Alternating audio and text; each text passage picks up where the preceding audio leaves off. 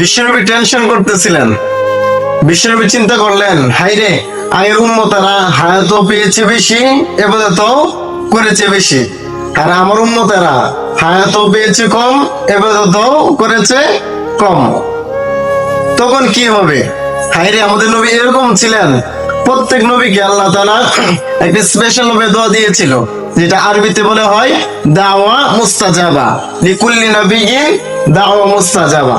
প্রত্যেকটা নবীকে দিয়েছিল, কিন্তু দুনিয়ার বুকে প্রত্যেকটা নবী ওই দোয়াটা পড়ে নিয়েছে, কিন্তু আমাদের নবী ওই দোয়াটা কখনো পড়ে নাই। বিশ্ব নবী বলেন, ওয়া ইন্নী আখতাবিউ দাওয়াতি শাফাআতাল লিউম্মতি ইয়াওমাল কিয়ামাহ। যখন আমার উম্মতরা জাহান্নামে চলে যাবে, আমি বিশ্ব নবী তখন ওই দোয়াটা পড়ে, ওই বিপদের দিন দোয়াটা পড়ে তোমাদেরকে জান্নাতে নিয়ে ঢোকাবো। বিশ্ব নবী খেতে পাচ্ছিল না, কেমন নবী